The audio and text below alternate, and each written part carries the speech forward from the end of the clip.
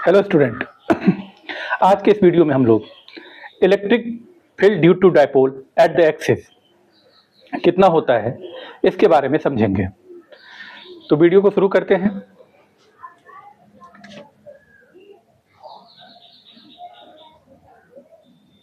Electric dipole electric field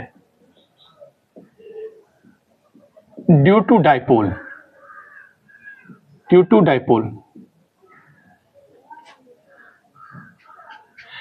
electric field due to dipole. अभी हम इसका पहला कंडीशन समझेंगे। एट द एक्सिस, एक्सिस पर कितना होता है। एट द एक्सिस किसी अक्ष पर विद्युत क्षेत्र डाइपोल के कारण कितना होता है उसके बारे में समझेंगे। तो पिछले वीडियो में हम लोग समझ चुके हैं कि इलेक्ट्रिक डाइपोल क्या होता है। तो इलेक्ट्रिक डाइपोल एक ऐसा सिस्टम है जिसमें इक्वल मैग्नीट्यूड के दो अपोजिट चार्ज बहुत ही छोटी डिस्टेंस से सेपरेटेड होते हैं, बहुत ही छोटी डिस्टेंस से एक दूसरे से अलग होते हैं। यदि इसका ये मिड पॉइंट ले ले तो यहां से यहां का डिस्टेंस L और यहां से यहां का distance L, total distance 2L होता है। इलेक्ट्रिक डाइपोल के बारे में मैंने पिछले वीडियो में बताया है। जिन स्टूडेंटों ने नहीं देखा है पहले उस वीडियो को देख के आए कि इलेक्ट्रिक डाइपोल होता क्या है। तो इलेक्ट्रिक डाइपोल एक इक्वल मैग्नीट्यूड का अपोजिट चार्ज है जो बहुत छोटी डिस्टेंस से सेपरेटेड होता है। टोटल डिस्टेंस 2L, तो L और L। यदि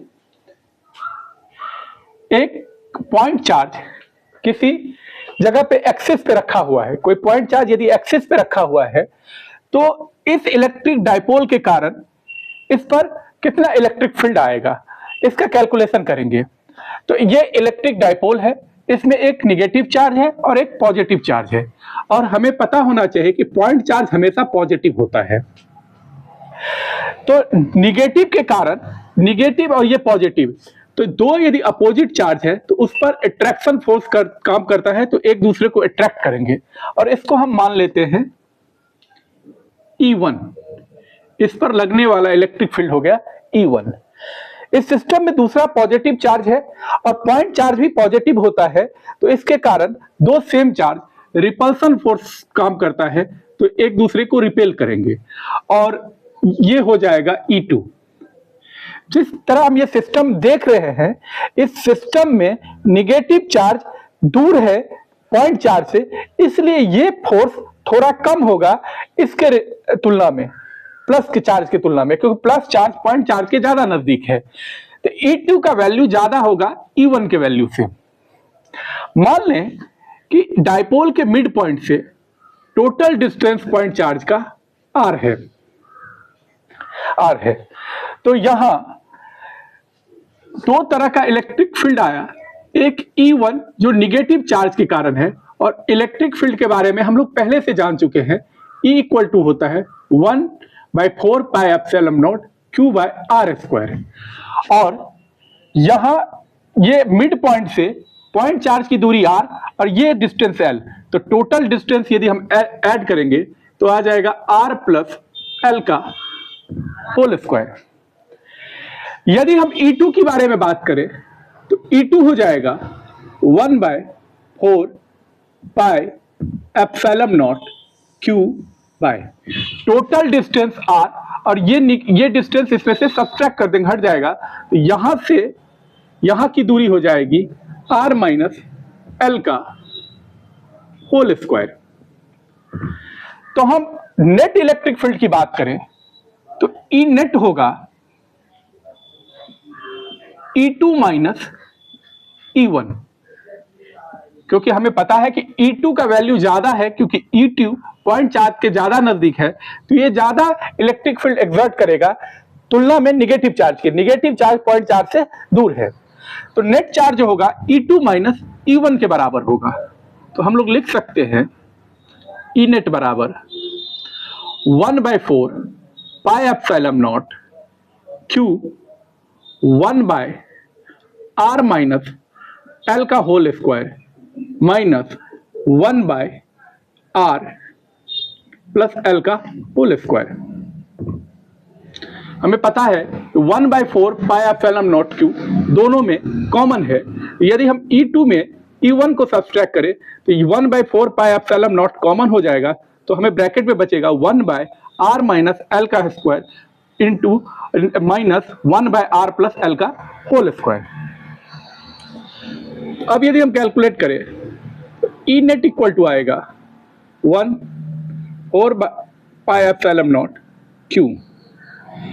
अब केवल मैथमेटिक्स है यहाँ, तो हमको पता है कि ये दोनों क्या हो जाएगा, एलसीएम। तो इसको हम ऐसे लिख सकते हैं R square minus L square का whole square.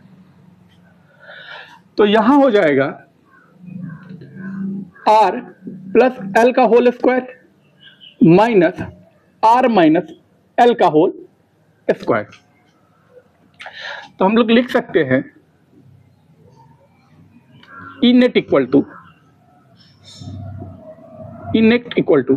1/4 pi epsilon naught Q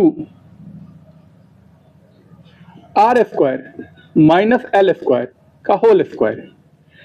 यहां आ जाएगा R square plus L square plus 2RL minus R square minus L square और माइनस माइनस प्लस 2RL।